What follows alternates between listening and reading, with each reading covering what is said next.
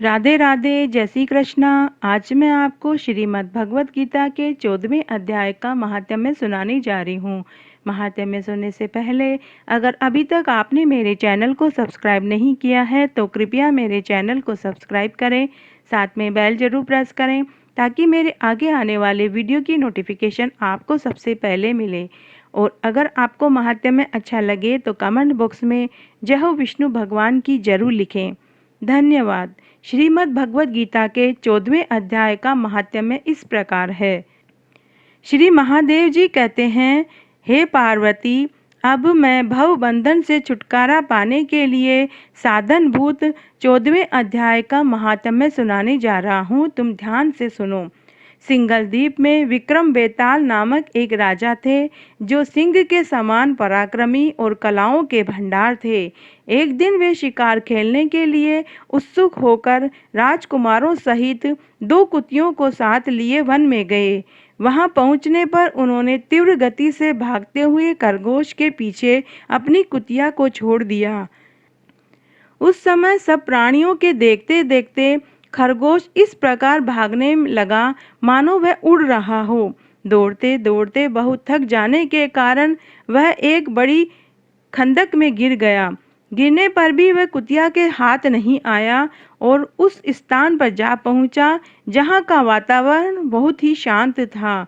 वहां हिरण निर्भय होकर सब और वृक्षों की छाया में बैठे रहते थे। बंदर भी अपने आप टूटकर गिरे हुए नारियल के फलों और पके हुए आम से पूर्ण तृप्त रहते थे। वहां सिंह हाथी के बच्चों के साथ खेलते, सांप निडर होकर मोर के पंखों में घुसे रहते थे। उस स्थान पर एक आश्रम के भीतर वत्स नामक एक मुनि रहते थे जो जितेंद्रिय एवं शांत भाव से निरंतर गीता के 14वें अध्याय का पाठ किया करते थे। आश्रम के पास ही वत्स मुनि के किसी शिष्य ने अपना पैर धोया था। उसके जल में वहां की मिट्टी गीली हो गई थी। खरगोश का जीवन कुछ शेष था। वह हाँफता हुआ आकर उसी कीचड़ में गिर गया। उसके स्पर्श मात्र से ही खरगोश दिव्य विमान में बैठकर स्वर्ग लोक को चला गया। फिर कुतिया भी उसका पीछे करते हुई वहीं आई और उसके शरीर पर भी कीचड़ के कुछ छींटे लग गए।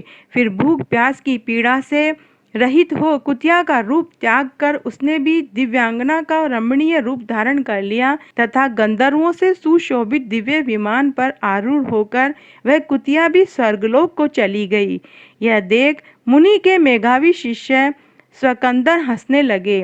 उन दोनों के पूर्व जन्म के वेर का कारण सोचकर उन्हें बड़ा विस्मय हुआ था। उस समय राजा के नेत्र भी आश्चर्यचकित हो उठे।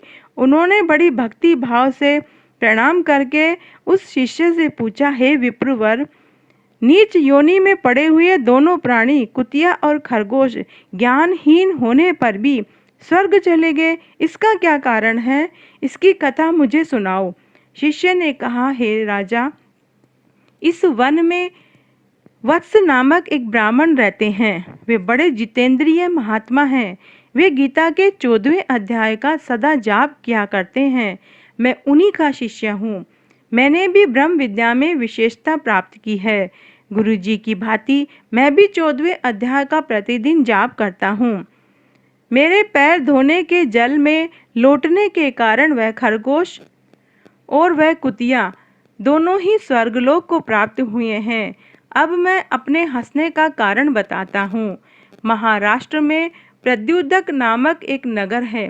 वहाँ केशव नाम का एक ब्राह्मण रहता था जो बड़ा ही कपटी था, मनुष्यों में अग्रगण्य था। उसकी स्त्री का नाम विलोबना था। वह स्वच्छंद विहार करने वाली थी। इससे क्रोध में आकर जन्म भर के वेर को याद करके ब्राह्मण ने अपनी स्त्री का वध कर डाला।